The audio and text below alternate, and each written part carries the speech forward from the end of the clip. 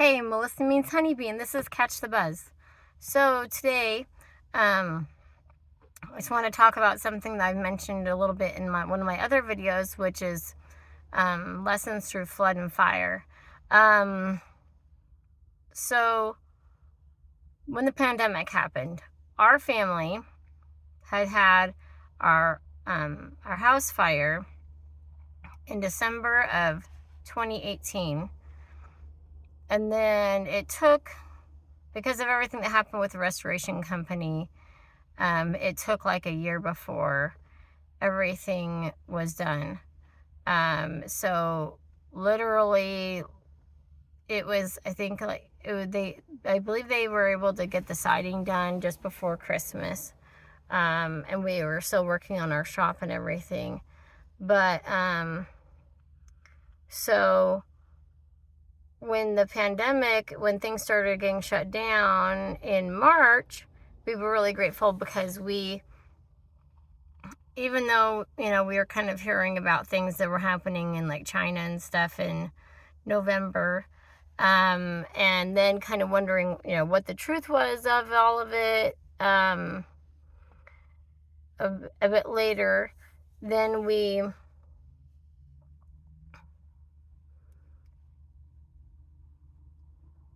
were thinking about how far things were going to go and what the reality of the situation was.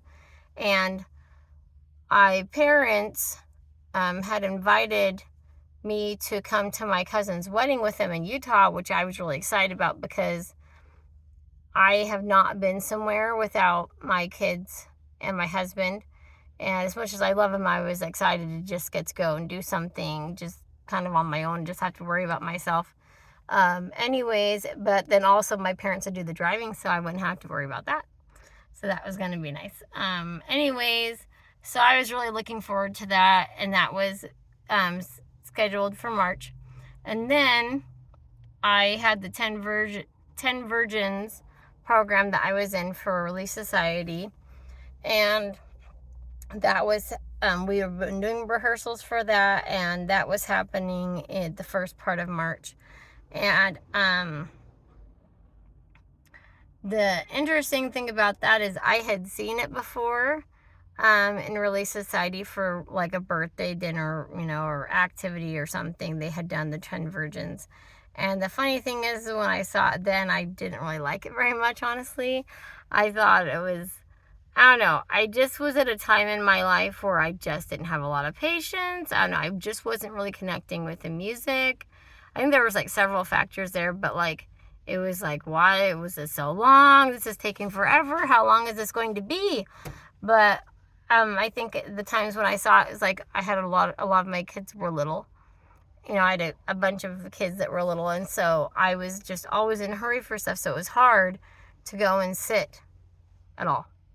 Anyways, so so it was funny when I was asked to do it, because I'd kind of been thinking to myself, like, gosh, sorry, all these people get asked to do all this different stuff. I don't ever get asked to do things. And so then I was surprised when I'm like, oh, you're asking me to do this. Awesome. Yeah, I'd love to be in it. And so I was like, I'm going to have to like it. I'm going to have to learn to like this, I guess. Anyway, so, and for those of you who don't know about the 10 Virgins, so that's a story in the New Testament, and it talks about having oil in your lamp so that they would be prepared. These 10 virgins would be prepared for when the wedding party was happening, for this wedding. That they didn't know what time they were going to come, but they needed to have their lamps filled with oil so they would be able to light them and be able to see. And this, of course, is a story talking about showing a reflection of what it will be like when Christ returns, and that we need to be prepared. And it's kind of like a spiritual thing of like, are we prepared to be able to be worthy to be with him and to have listened and been obedient to do the things that he's asked? Have we put ourselves in a good place to be able to hear the word of God? So it was really cool to me that production happened and the performances and everything happened. And then it was like a week or two later that they said, we need to close things for 2 weeks to slow the curve, as they said. And it was interesting because they were talking about different things, all the different things of like what was helpful to slow the spread, whether it's wearing something or just washing your hands really well. And at the time, I had become a temple worker the year before in November. And the cool thing about that, for anybody who doesn't know, that's a member of the Church of Jesus Christ of Latter-day Saints, is the rules used to be that you could not be a temple worker when you had kids at home, in the home still. But then they changed that. I'm not sure how many years ago now. But so I had wanted to be a temple worker before, and I was like, oh man, I'm going to have a lot of kids in my house for, many years. And I was like, it's going to be forever till I can work in the temple. And so I was really excited when I found out that I could work in the temple. Well, I still had kids. And so they had mentioned at church that they needed people to work in the temple. And I was really blessed and excited that I would be able to work there. And so I had worked there November, before the pandemic. And then we were kind of prepared, like they were telling us that like the people that were most at risk were people who were elderly. And I was sitting there looking around, and for those of you who have been to the temple, that most of, especially this was 2019 at the time, 2019 at the time, most of the temple workers are older. They're retired grandparents, age. Anyways, great grandparents. And so, thankfully they had changed it not too long before. That before people would go on their missions, 18-year-old, at the youngest guys, and at the youngest 19 for girls. They had changed it so that they could work in the temple before they left on their missions, and were encouraging them to. So thankfully we had more people who were younger, but I know that myself and some other people were kind of looking around at each other and going like, okay, so most of the temple workers can't work, probably aren't going to be working, so they're all at risk. So that's about 20% of us that are not in the high risk category. So anyways, so I just remember working at the temple that last while as we were trying to mediate different things to, with hand sanitizer, hand washing, and, wearing these, so that we could stay open as long as possible and keep, doing the Lord's work at the temple. But I just remember it just really not being busy, because I know that a lot of people are kind of trying to figure out what they should and shouldn't do. And I just remember just being quiet and staying there in the temple and looking around and thinking like, they're gonna have to close. I was like, they're gonna have to close. They're gonna have to do something, because I'm like, if they're talking about, not being in close proximity, not having people that are elderly or different health problems, and of course a lot of them being older had a lot of different health problems. I was like, there's just no way. I can just feel it. There's just no way. Anyways, that was really hard, because there's different things I needed to learn and memorize to say, and I thought I was doing pretty good, but I was not as far as I thought I was. I was still struggling with memorizing things. But the thing is, they would say when the temple was closed, they said, well, good thing, they sent out an email to the temple workers letting us know what was happening. And they were like, but it'll be like you can be as though you're in the temple in your mind, because a lot of you can just say things to yourself, and that help you to stay in practice and keep things in your mind, in your memory. And I was like, no, I can't, because I don't remember stuff. and it's going to be wrong. So that was really sad for me, because I just, this was my time to work at the temple, and I was going to lose months. I thought it ended up being like a year. That was really hard. As I started opening the temple back up, in stages, some people did get to, very limited people for openings were able to work again, but there just was not enough. There was not enough opportunity for people to do the work. But anyways, so I thought that was really, really interesting how those things worked out. And it was funny because I still had my bag packed with some things for going on that trip to Utah for a while. I was pretty disappointed, and my mom was a temple worker also, and we were kind of on that bubble weekend of when that wedding was, that things weren't closed down yet, but they were going to be, and we knew. And I said to my mom, I was like, Mom, as much as it's killing me and I really want to go on this trip, I'm like, I feel like especially we know that they're supposed to close stuff down. I'm like, I just don't feel like it would be right for us to go ahead and go on that trip. As much as I would like to, I'm like, I just don't see how we can do it and feel good about it. So, which was a terrible situation to be in. I felt so bad for those that were getting married. Anyways, but one of the cool things, I know that a lot of times people think of all these negative things when it comes to the pandemic that happened and didn't happen.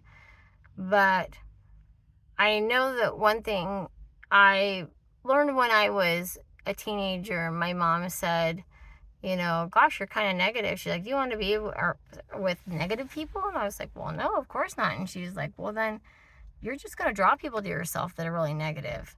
If that's what you think about, if you think about all these negative things, she's like, you need to learn to be a person who looks for the silver lining in things. And so that's one of those things that, I decided that the more people I got to know, the better person I would become. And I didn't want to be surrounded by a bunch of people who are negative and grumpy and not enjoying life. So I took that to my heart and decided that I was going to do what I could to look for the good in just everything I could. And I know one of our young women's, when you're a teenage girl in the church, they have these different projects and things that you can do. And one of the ones I had was to see others the way Christ would see them. And so that's another thing that helped me to be more positive in my outlook towards other people, so I could draw in good people to myself by being optimistic and positive. So with that in mind, I know the very first time going to the store with my teenage daughter during the pandemic, when they said, okay, things are going to be shut down in a while, and people just kind of were hearing this and knowing this, and it was just kind of this undertone where everybody's like, if we need something, we better go get it, because we don't know, they're going to shut stuff down for a couple weeks. We don't know if we'll be able to get things. And so I was like, thank goodness we are prepared for some of this. We have some emergency preparedness food and food storage. And so I just said to my daughter, I said, we need to go to the store to get a few things, and we're going to say a prayer, and it's going to be fine. Because I knew that in some places it was going to be chaos. But I was like, we're not going to be a part of that chaos. We're going to do what we can.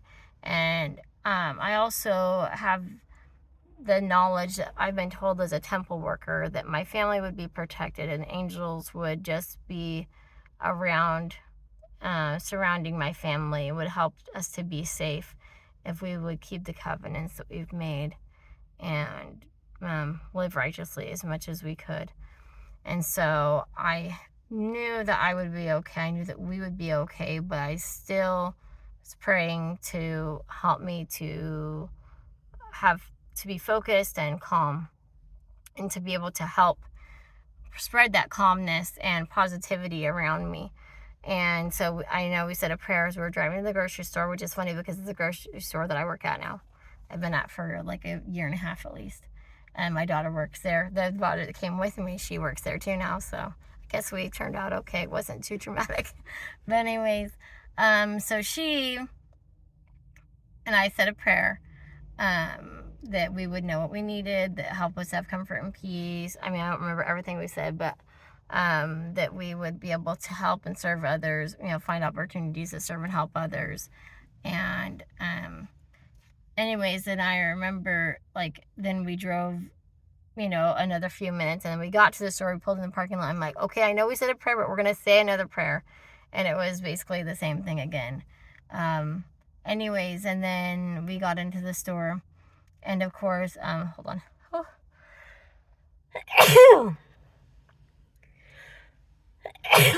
Goodness. We got into the store, and as we were coming in, I saw that there wasn't any shopping carts hardly in the store at all. And so we went back out to the parking lot and brought some carts in to help out. So we would have a cart and other people could have a cart. And then we went around doing the shopping we needed, and things were without incident and went fine. I know there was a point where my daughter, I was like, oh, we need some pizza sauce. And she's like, well, there's just 2 jars left. So she grabbed both of them. And I was like, no, we only need one. Put the other one back so somebody else can have it and stuff. And I just would try and listen to these small promptings and know that the Lord was guiding me. And anyways, so, that was the beginnings of those feelings of being with other people and during the pandemic, and seeing the results of the potential chaos that was going to happen. I was really grateful that the church, the Lord had told the prophet that they needed to come to bring out Come Follow Me. And we were told in 2018 that we would be changing to Come Follow Me, and that we would be having 2-hour church.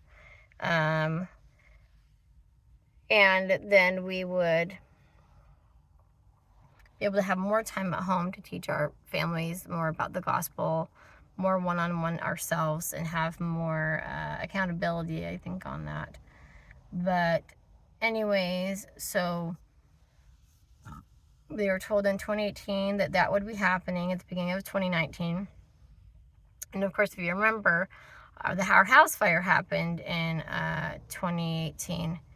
And so it was hard that, just a few days after our house fire in December 27th, then the New Year was happening, and now it was time to do Come Follow Me. And we had been reading scriptures really well as a family for years. Not perfect, but doing really good. And so it's like, of all the times to have change, okay, more change. And I have to say, was kind of grumpy about it and hesitant about it. Was like, I don't know how this works. How am I supposed to even figure this out right now? I just don't have the mental capacity to learn how to do this. And so I do think for a while, I think we still just read scriptures as we'd been doing, which I think, was understandable, because we were living in a hotel we lived in a hotel for 6 weeks, and we moved rooms, and we changed hotels, and the kids were in school, of course, got back into school from having the Christmas break. And so it was just a lot going on at the time. But I do know that Come Follow Me, that by the time the pandemic happened, we'd been doing that for a year. And so we were already had what we needed to be able to teach our families about the gospel at home in a more uniformed way. And I will say that with Come Follow Me, I have seen from doing it the inspiration that's there, that I'm like, wow, the prophet, the Lord took the time to make sure we knew exactly what things we needed to study. And of course, they say pray about it, receive your own revelation on things. But I was just really grateful for that preparation, so that we would be able to not wonder what to do. Anyways, sorry, I'm doing this video while I'm waiting for my daughter's vision therapy appointment, and I've got I've got to just watch every few minutes to see when I need to go, when she's done. But so, I was grateful too that the prophet had challenged, right before our house fire, he had said for us to read the Book of Mormon and circle every time that the Lord is mentioned, God is mentioned, Jesus is mentioned. And to me, since they're the Godhead, there's, this Holy Ghost in there as well. I decide to circle every time the Spirit or, the Holy Ghost, or there's a reference to where it's talking about God and it says me or I, those types of things.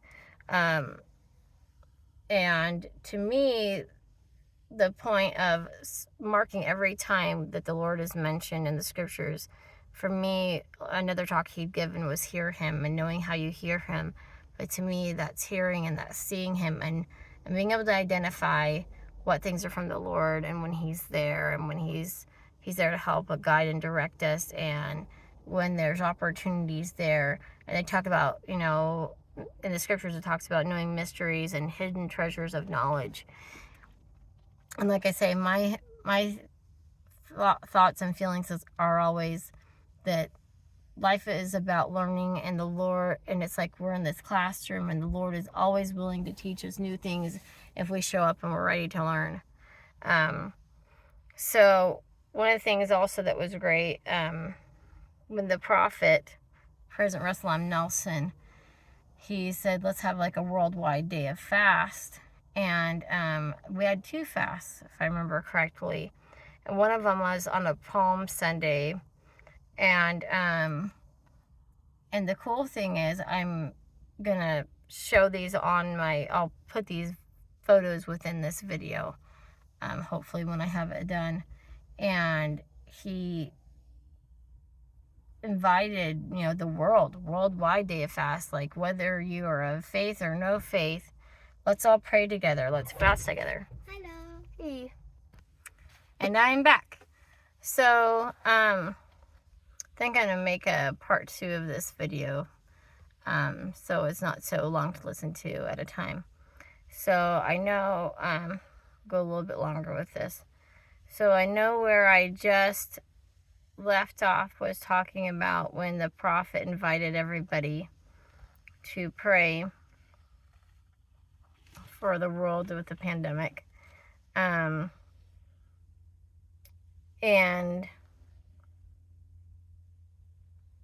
what happened with that was, there was the worldwide day of fast. And there was a missionary who wasn't able to go out and teach. He was in California. And his name was Jaden Taylor. And he decided to, he thought he should invite a lot of people to do the fast together. And so he just invited all these people that he knew and then said, hey, yeah, go ahead and invite anybody you want to invite. And then it just kind of kept spreading. And in one night, there was 32,000 people. He said by the next morning, it had 32,000 people. In a week, there was 500,000 people. And there actually should have been more than that, but Facebook was marking it as a spam thing or something because it was growing. So it was growing faster than the algorithm would make sense. So, and it had, if you look for the demographics of that, the Worldwide Day of Fast group, it says 32 different religions, 99 countries, and 64 languages. There is a video about this Worldwide Day of Fast group that was put out October 3rd, 2020 on KSL Video. And the cool thing about that is I'm always going to remember there was when I was reading through the different comments, there was a lady that said, I don't really believe in church. I didn't really have a real belief system. She goes, I believe in crystals, but I want I just want to thank the Church of Jesus Christ of Latter-day Saints for coming up with this group. And so we had people from all different religions and no religion all praying together. And anyways, so that's a huge thing for people of all different faiths to be praying and fasting together. And then they also got to learn about what fasting was, and which is you don't need to drink anything for a couple of meals. You can do it for 24 hours, so you can just do it for like 2 meals. And so there was a lot of discussion about how people could fast and what their different abilities were to be able to do it. And so it was just great. It started just a lot of conversations with people. And then, so those are a couple things that I saw during that time. And then there was also, it's called One for Israel, and they are out of Israel, and they are just sharing Christianity with the Jewish people there. And when everything was shut down and there wasn't anything that people could go and do, especially there, they were shut down for a very long time, I know. And they had the opportunity to learn about Christ and talk with other people about it. And so I know that a YouTuber that I watch a lot, he's Christian Homestead, Jared. And they talked about how there was a earthquake in Utah, and it caused the angel Moroni to drop his trumpet. I know for a lot of people, when that happens, they were like, well, some people are like, oh, there's bad things going on with the church. And but there's a scripture that talks about there'll be like a period of silence. The earth, I think it just says like 30 minutes of silence or something. But that's representative of things, not really maybe an exact time or number. Anyways, but to me, what that meant wasn't just that, oh, well, okay, Angel Moroni dropped his trumpet, so you're not going to be getting told things anymore. Like, the prophet's not going to really tell you so much preparation things to do anymore, maybe. It's like the Lord's trying to do what he could to tell you, but you're not listening. You choose whether you're listening or not. To me, also, silence isn't a bad thing. Sometimes, I know with my kids, I can sit there and be like, hey, do this, do that. And they're just ignoring me, and they're not listening to me because they're just, used to hearing me all the time. Just like we might be kind of used to, God kind of prompting us to do things all the time, and we choose whether or not we're going to listen to that or not. Do what he advises us to do. But I know a lot of times if I'm like, hey, Faith, Ruby, do this. Then when I'm quiet, all of a sudden they can hear me. And so I know that God works like that with us also, is that just because what he's doing, it might seem to a lot of people that it's silent, but there's still so much being communicated. The Sound of Freedom movie, I know they worked really hard to make sure that things were presented in such a way about the trafficking that nothing would be really seen that would be an inappropriate thing so much, and that would, because they had kids that were involved in this also. They wouldn't want to put them in those situations either. And so, but when you watch that movie and you look at Jim Caviezel's eyes as he's portraying Tim Ballard,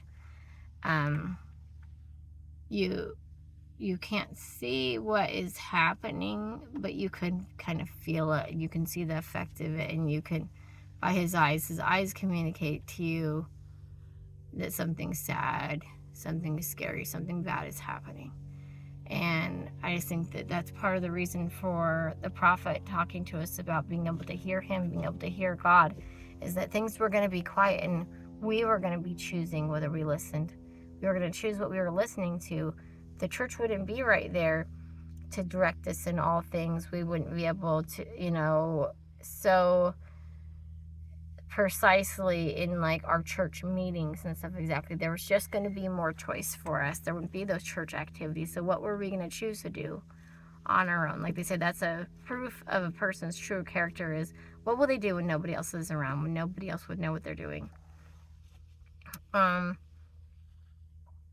Anyways, so so silence can teach us a lot if we choose how we want to see the world, what we want to see.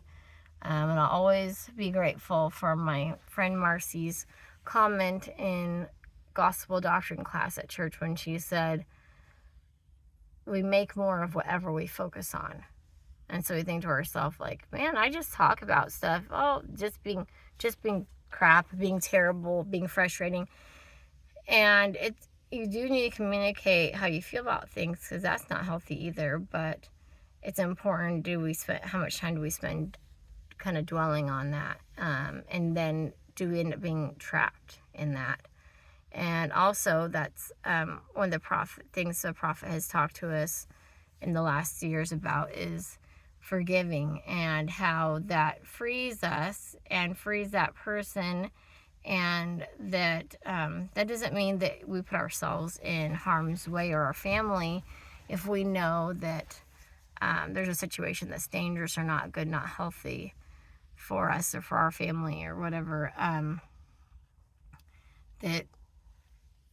But we are not holding on to that anger and really keeping ourselves from our relationship with God. And as I said, like, that ability to project positivity is gone when we are stuck being frustrated with everything that bothers us.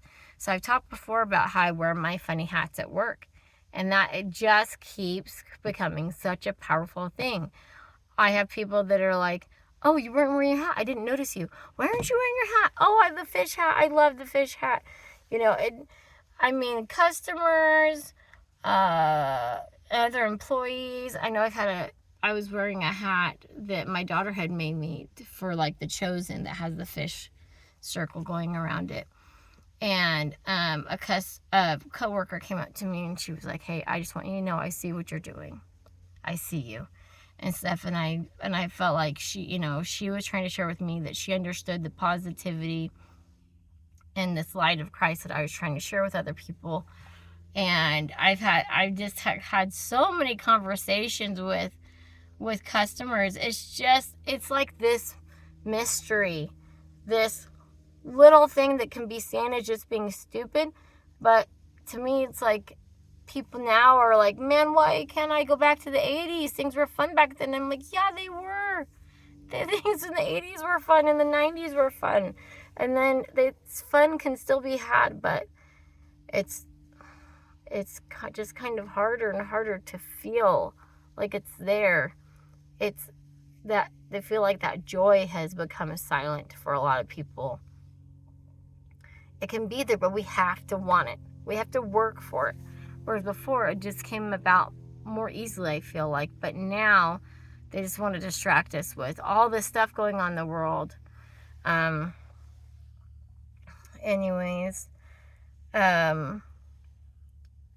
So, yeah, we chose when it was quiet. People in Israel chose in that moment of silence to find God, to find Jesus Christ and know that he was their Savior. And it spread quietly around the world. And I think that's part of the thing is that as we are gathering Israel, gathering people, that's spiritually, and for some it is physical.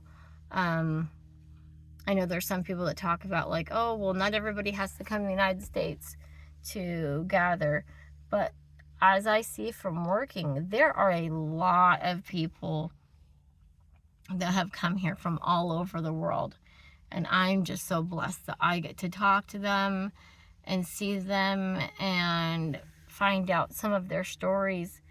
And people like to think that a lot of these things aren't happening because of Christ and because of God and because of like things like religious freedom, but a lot of it is. I've talked to so many people about that they came here for freedom because they wanted to worship God and be able to do it in what way they saw fit. And that is why the United States of America became a place. They wanted a place where they could own things. They wanted a place where they could worship. And that's some of those things that the pandemic really helps people to realize. And they want us to keep forgetting about it and to just be quiet and do what we're told. But our God is the God of choices and agency.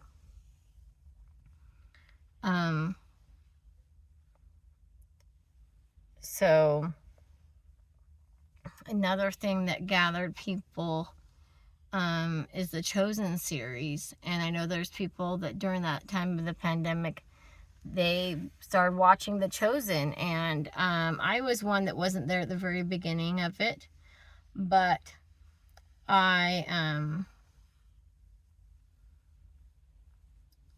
think the season 1 was pretty much all out or close to being out, if not completely out by the time I started watching it.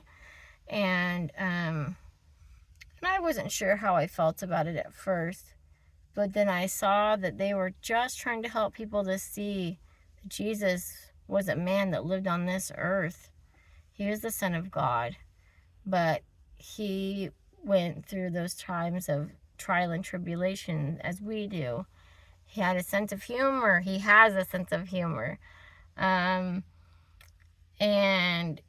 he loves and he cries and he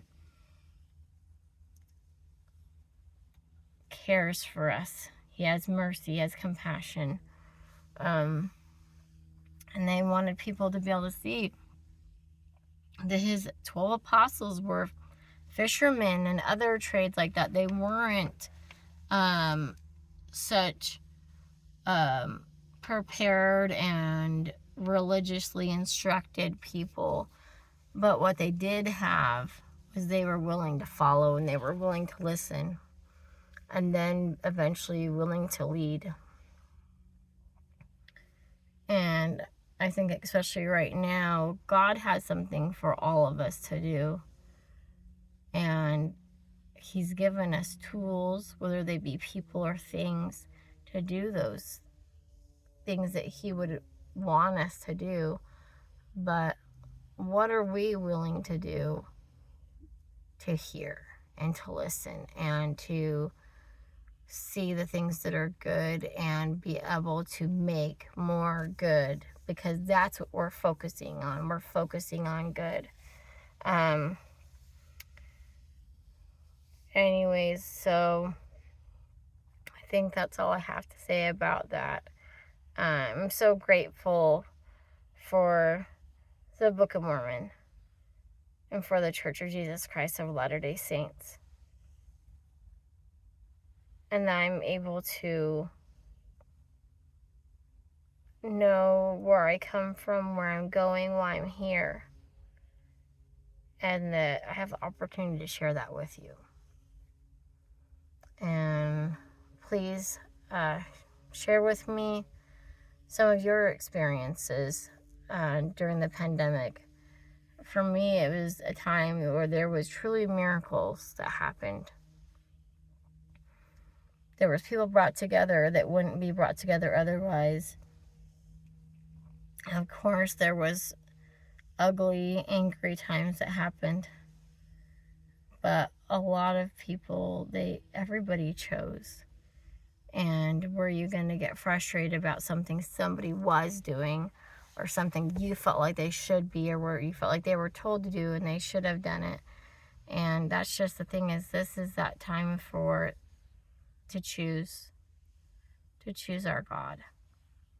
what our God is, and if it's Him or if it's other things.